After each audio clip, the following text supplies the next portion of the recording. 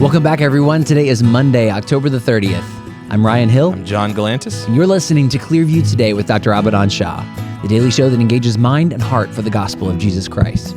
You can visit us online at clearviewtodayshow.com, or if you have any questions for Dr. Shah or suggestions for new topics, send us a text to 252-582-5028, or you can email us at contact@clearviewtodayshow.com. That's right, and you guys can help us keep the conversation going by supporting the show. You can share it online with your friends and your family. You can leave us a good 5-star review on iTunes or Spotify. Absolutely nothing less. We're going to leave a link in the description of this podcast so you can do just that. And today's verse of the day is coming to us from Isaiah 60, verse 3.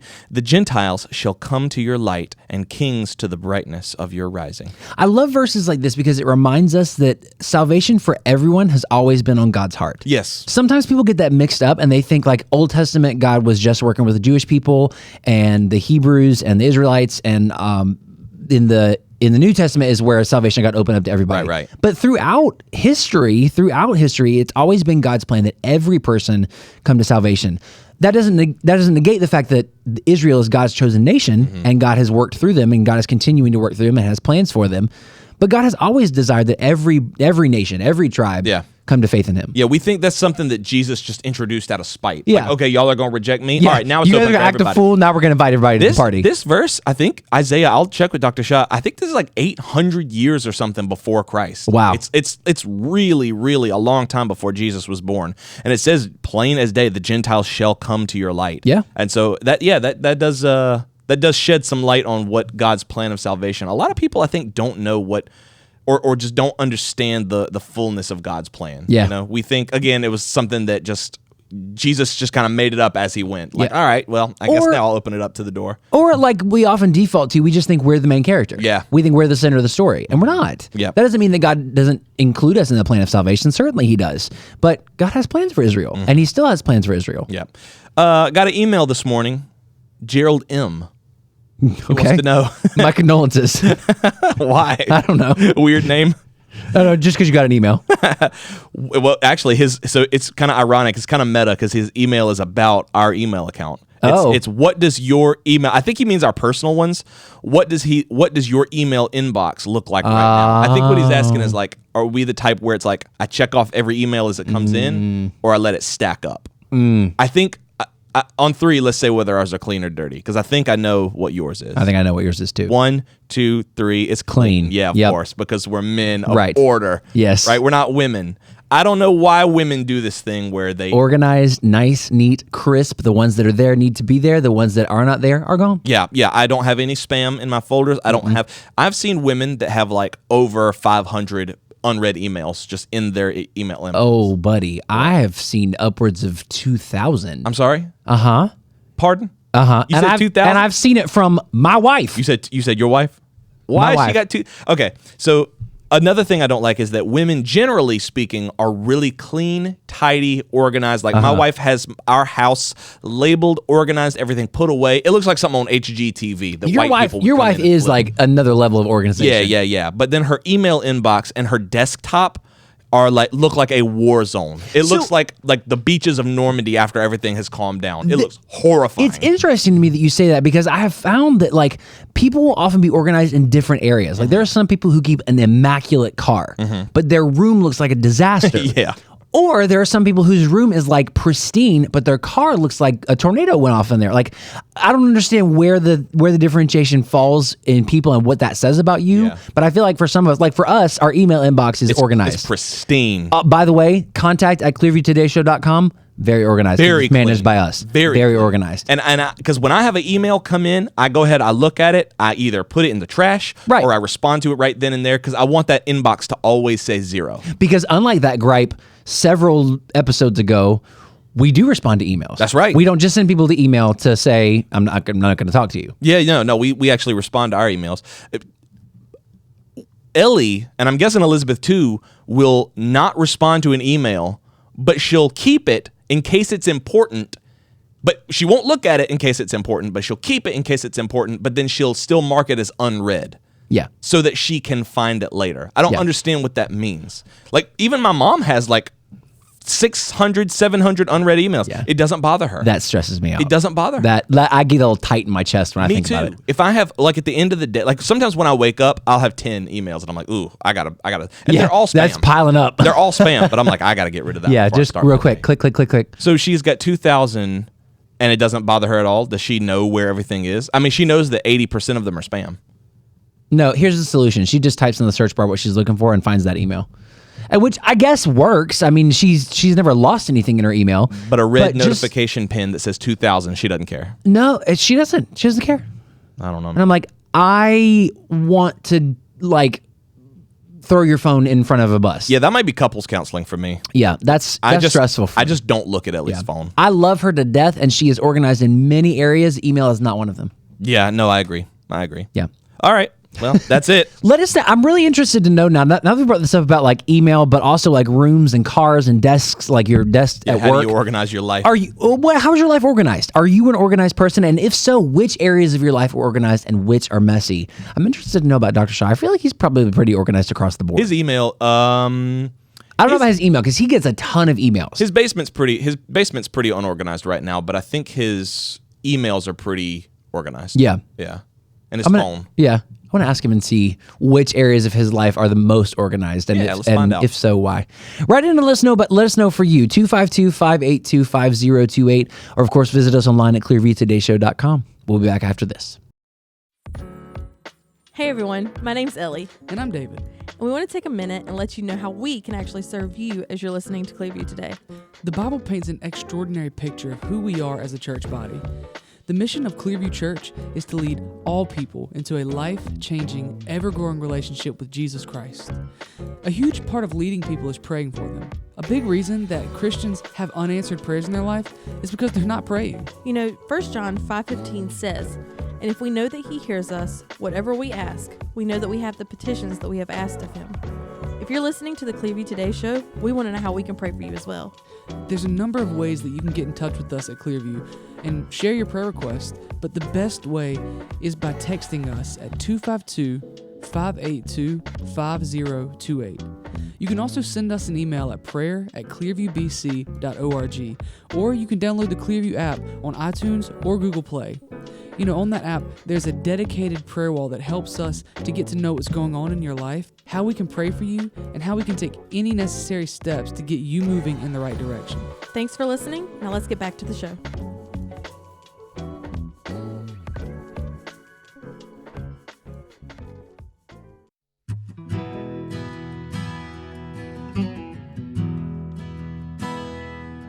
Welcome back to Clearview Today with Dr. Abadan Shah, the daily show that engages mind and heart for the gospel of Jesus Christ.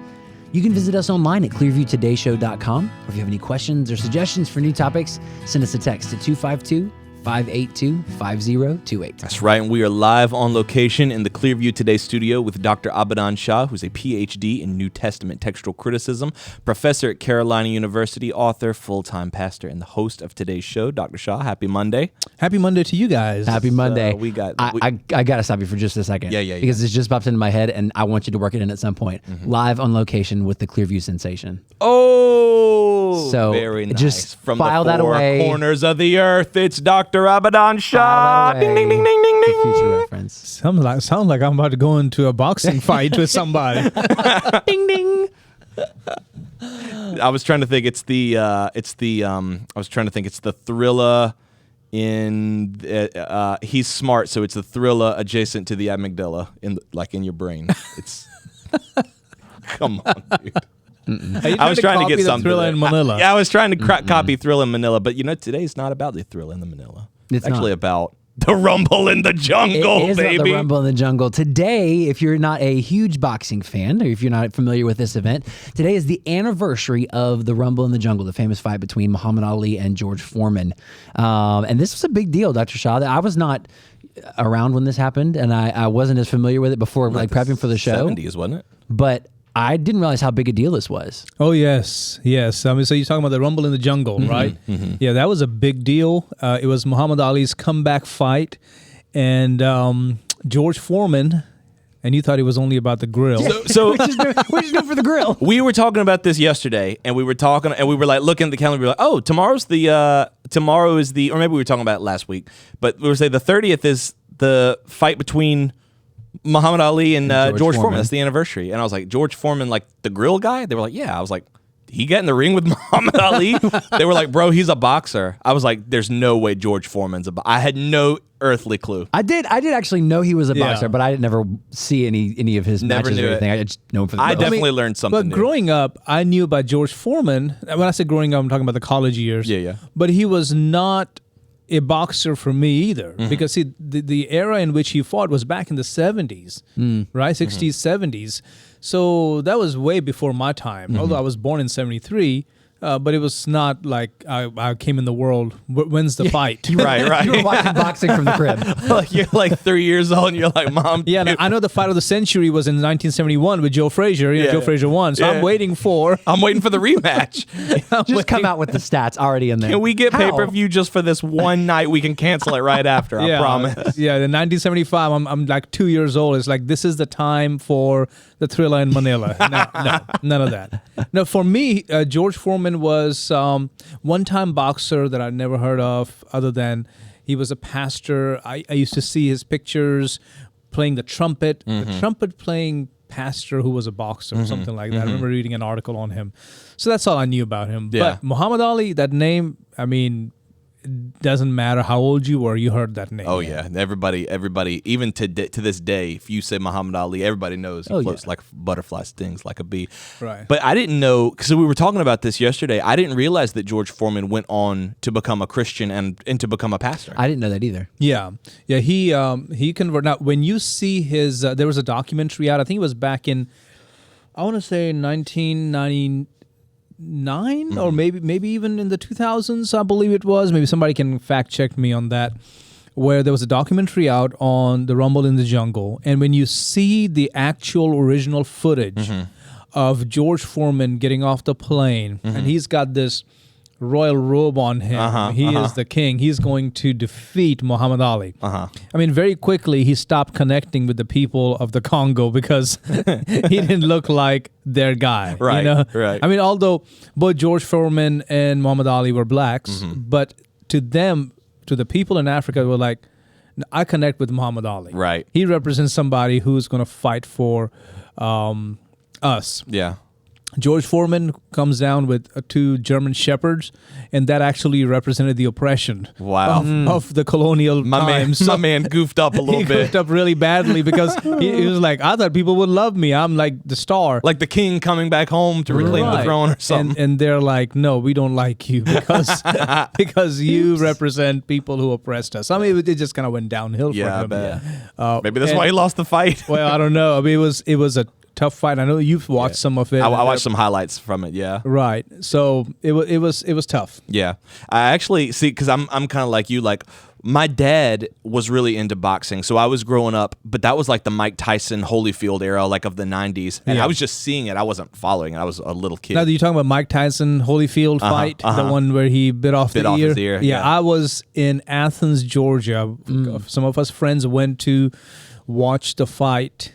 And at the time, pay-per-view means you go to the movie theater. Not always. I mean, you could do it somehow at home too. But pay-per-view for us was going to the theater, and there are no movies at that hour. Yeah. You just sit there and you watch the movie. I mean, the fight that you paid for. And it was crazy. We got popcorn. We got drinks. Fight began, and he bit Mike Tyson bit Holyfield's ear. Yep. And we're like, did he just do that? I know. I think he was just like trying to just kind of, mess him up or whatever. And then he did it again. Yeah, he did it twice. And this time he bit it off. Yep. I mean, it was, And it's fun. It's funny to like, not funny, but it's interesting because like I saw that as a kid because my dad had it on tape. And so I would go down in the basement and he'd be watching like his boxing tapes. And so it was funny because I saw it after it was already like legendary. But to see it live happening in real time, it's like part of sports history. That moment of, did that happen? Did we really just see that? Yeah. And it was the talk. Oh, yeah. It was the talk. How could one athlete do this to another? Yeah. Is this even possible? What happened here? I mean, it went on for months. Speaking of Mike Tyson, it's funny because I actually saw he's really big into podcasting now. Oh, is he? I think he and Holyfield have a podcast together. Really? Mm-hmm. They're friends now. Yeah. Or they just do a lot of podcast tours. I don't know if it's their podcast, but I've seen a bunch of interviews of those two together. And somebody actually asked Tyson, "You in your prime versus Muhammad Ali in his prime." Yeah. And he was like, not only would I lose, I think I wouldn't even step in the ring. Yeah. I wouldn't even. He said that the speed that guy had was so impressive. Yeah. He said I wouldn't even attempt it. Yeah, he was very good at what he did and very light on his feet. And of course, what he would call it, I campaigned, so he would trash talk before the game and he would, before the fight, and he would trash talk throughout the publicity tour. And sometimes he even got into his opponent's heads. Yeah. And they lost before they even started fighting. Ain't that crazy? Yeah. How that works? Yeah. Yeah. One of the things that I didn't realize about Muhammad Ali was that wasn't his birth name. Right, That wasn't his right. given name. Cassius Clay. Cassius Clay. Yeah, that was his name. And Joe Frazier refused to call him that. He kept calling him Cassius Clay, which made him more and more mad. Wow. Or madder and madder. Yeah. And so that really irritated him. And it's because Muhammad Ali, reportedly, I wasn't there when he did that, was converted to Nation of Islam. So for whatever reason, that was the reason behind that. Is that different than just being a follower of Islam? Yes. Okay. So Nation of Islam is sort of an American form of Islam that has ties with black nationalism and other Muslims, Sunni and Shiite, consider it a heresy. Okay. Or consider it heretical. Okay.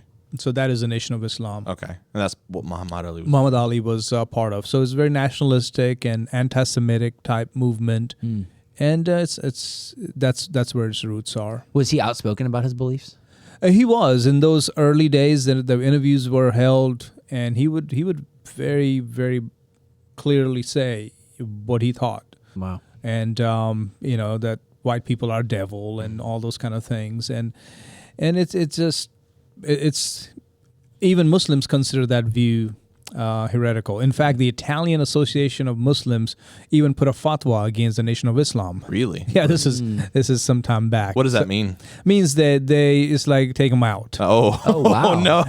Like order to hit. Like yeah. So wow. it's They were really making some moves. Yeah. Wow. Yeah. So it still is very questionable. Now your dad was born into a Muslim family. Right, my dad was. But an actual like traditional Muslim. Sunni. He was born into a Sunni family, although they have Shiite part of the family as well. And as I've talked about, I don't try to mention that a lot, but Sure. he came from a royal family. So one of the things that royalties know is that you gotta keep the masses happy, the people happy. So part of the family, most of the family, I would say, let's just say 70% would be Sunni. But then there is that 20-25% that were also Shiites. And so that way you kind of have a balance there. You kind of keep the population feeling represented or feeling Right, happy. exactly. The word is represented. Okay. But he was Sunni before he became a Christian. And he became a Christian. What was his age when he converted? Probably about 19. Okay. Wow. 19, Young. 20 years of. Oh, yeah, very young. Okay. That's not the age that people get converted, Right. as you would think. Right. But, of course, he heard the gospel. He searched for the gospel, and he found Christ, and his life changed forever. Do you want to tell that? Just if someone's joining us for the first time, maybe they've never heard that story. Yeah. You can always go back to our very, very first episode on this podcast, but maybe just someone who's listening on the radio. Do you want to tell your dad's conversion Sure, story? Absolutely. I always look forward to the chance to share that story because it is so much like his namesake. He was named after the Apostle Paul. It's a name that I think he took for himself, but he was a strong Muslim, grew up in a very wealthy home, very educated home, family members going to high-level universities, colleges, and but there was always something in his heart that things were not right. In fact, he saw his grandfather praying one day, and his grandfather was a Haji. Haji meaning somebody who's been to Hajj, Hajj's, the pilgrimage to Mecca. And after he was finished praying, like you have those 5 times a day prayer, my father told his grandfather, my great-grandfather, that, God has a special place for you in heaven because of how pious you are and how dedicated you are to do what you do. Your father was a little boy at the time. I would say little boy or maybe even early teens. Early teenager. Yeah. Okay. And his grandfather had tears in his eyes, and he said, I don't know for sure if I'll be in heaven. It's all up to Allah's mercy. It's all up to him on that day. And so just that statement that you do not have the assurance of salvation left such a question mark in his mind regarding the Islamic faith, regarding his religion. Yeah. Such a question mark, like how is that possible that you can do everything right and yet it cannot be promised to you that you'll have heaven. So why do you do it? Because it's the right thing to do. So you may go to hell. Yes, there's a good possibility I may go to hell. And I think that's something that maybe you can even speak to. That's why doctrine is so important. Yeah. Like there's even Christians who believe that there's no assurance, there's no guarantee, or even that if you can get your salvation, you can lose it later. Yeah. Which means there really is no definite assurance for some Christians. Or a form of election in salvation where you can do whatever you want to. If you're not the elect, you're not the elect. Yeah. And how do you get to be the elect? Well, that's up to God. You see, that's why I cannot go along with a doctrine like that because biblically it doesn't represent God. Yeah. And even exegetically, I would say it doesn't represent what God's character is. I mean, it seems like you're taking Muslim doctrine and just applying it to Christianity almost. Well, Maybe not purposely. Yeah, I don't think there's a connection there, but yeah, in a sense, I can see a parallel. Yeah. Yeah, I don't think it's that the Christian doctrine was influenced. And I don't think that's what you were saying. No, I'm saying that we're saying that people who believe that are saying that they're Christians but living as Muslims that have no hope. It's like, well, it's up to God, whatever He chooses. Right. And that's an extreme form of determination or determinism. And that's not what we believe. So that began his quest, and then he had some near-death experiences. Then he had his cousin, who later became a Christian. Became a pastor, but his cousin at the time was in college with him. They were roommates, and his cousin would pray. He would take the time to read his Bible and pray. And my dad was really bothered by that, and he would, on purpose, do his namaz, do his 5 times a day prayer, just to aggravate each other. And he would argue with his cousin. He would challenge his cousin, all that kind of stuff. Were they living together? They were in a dorm. They were in the dorm, okay. Yeah. But was it, I guess, was that shameful for his family that his cousin was a Christian at that point? Oh, yeah. It was like that family, that person went rogue. Okay. Yeah. Okay. Something is up in that family, to be honest with you, because that cousin, of course, and then one of my grandfather's brothers, my dad's uncle, moved to England and became Christians.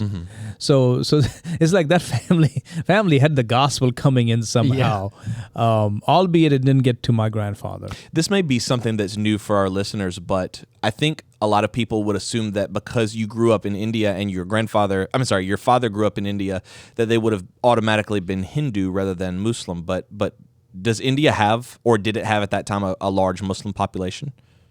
Yes. Because I didn't, when I first met you, I didn't know that. Yeah. Almost like an 80-20 population, 80% Hindus, 20% Muslims. Wow. Yeah. Yeah. Now, prior to the partition, right, India and Pakistan were one country.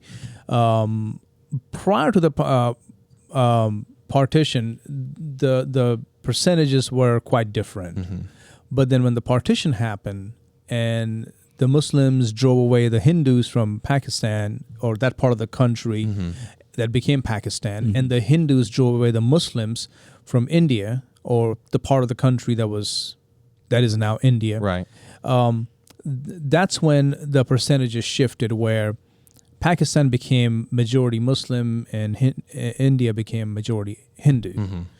Prior to that, it was, I'm not going to say 50-50, but close. Yeah. Much, yeah. Yeah. Much closer. Wow. Are those about the same that they are today, or have those numbers changed any? You mean in the sense of Like the 80-20? No, I think it's about the same. About the same. Yeah, and the thing about the Muslims in India is there are two kinds of Muslims who remained in India. One were the rich, who had lots of land, businesses. There's no reason for them to move, so that we're not leaving. Right. This is our home. Right. We're going to protect what we have. And the very poor, because they couldn't move. They didn't have anything. Where are they going to go? Mm-hmm. So the middle class of Muslims definitely moved. I'm not saying every single middle class Muslim moved Right. in 1947 Right. or 1948. No. But what I'm saying is majority of the middle class left. Those who could sell and had the understanding and the willpower and just the ability to restart, they moved. Right. And so what remained in India were people like my dad's family who were rich. Right. They're like, we're staying. So now your dad is a practicing Muslim. He's in college with his Christian cousin. Yes. They're at odds with each other. Yes. And so now he is converted. He begins to search, and he tries Hinduism, he tries Buddhism, he even tries communism. I didn't know that. Yeah, he Wow. tried communism just because keep in mind, this is the 50s. Right. Yeah. Right. Communism is infiltrating every part of the world. And even in America, communism was trying to make its inroad. Yeah. So he tried that as well, and then he came to realize that there is no answer here. And so reluctantly, he bought himself a Bible and began to read it. And he came to John 3:16, and it changed his life. Wow. Yeah. That was the verse. Yeah, that was the eye-opening moment where he saw Christ, and he gave his life to Jesus Christ. And of course, as you know, the story goes, he told his father gave him the ultimatum, and that was it. And he had to leave his home that night. And when he walked out that door, that was the turning point he didn't know it at the time, but that was the turning point in all of our lives, really. Yes. Yeah. Because of that decision, he had you, and you moved here, and now we have Clearview Church, and we have this radio Right. show, and there are so many lives that have been affected and improved by that one decision almost, 70, 80 years ago? Right. Maybe 60 years ago? Yeah, of course. He stepped out in faith. Yeah, and so when I hear about Muhammad Ali being part of the Nation of Islam and all that, those kind of things, my heart breaks for people like that, because they're looking for hope, and they're looking for peace, and they're looking for forgiveness, looking for a savior, but in all the wrong places, because the Nation of Islam is not the truth. That's right. That's right. Right? Even Muslims don't accept it. Sunnis or Shiites. And so we need to share the gospel. We need to be aware of why we believe what we believe. We need to know these things, because there is a fight. Right. Right. And it's not the rumble in the jungle. Right. It's not the thriller in Manila. It's not the fight of the century in 1971 with Joe Frazier, I guess, again. Right. This is the real fight, and that's for the soul of every man, woman, boy, and girl. That's right. And it's Jesus Christ who wants to win that fight. That's right. And I know you've said it before, but I love that outlook that when we fight, we actually fight hiding behind Christ. Yeah. Yes. Yes. I love that. And because it takes all the pressure and all of the maybe not the pressure, but it takes all of the immediacy off of us and puts it where it belongs, which is Christ. He's our fighter. That's right. So good. And who would have thought that we would have gotten to the gospel from boxing? Bro. And I love boxing, by the way. Yeah. I do. It's fun. I love fights. I love MMA. It's a little. Sometimes it gets a little brutal. So I understand it's a different set of rules. But boxing, I do love. Same. So. Same. I like it a lot Good too. stuff. I love it. If you guys enjoyed today's episode, if you have questions or suggestions for new topics, send us a text to 252-582-5028. You can visit us online at clearviewtodayshow.com and be a part of what God is doing through this show. We believe that God is moving and that He is using this show, using this platform to get the gospel to many people. Join us, partner with us financially, and I would love to send you something in the mail if you do so. Let us know by marking in that gift box that it is from our Clearview Today Show family. John, what's coming up on tomorrow's episode? Spooky, scary skeletons. Ooh. We're all going to do the Monster Mash live on Clearview today. Mash. It was a graveyard smash. That's a deep pull. I hadn't thought about that song in a long time. Dude, they used to play in elementary school every Halloween. We used to just sit there, that little broken Monster tape player, and Mash. be like, I don't want to hear the Monster Mash. Can we just do math? We won't sing the Monster Mash. Join us tomorrow. We love you guys. We'll see you tomorrow on Clearview Today.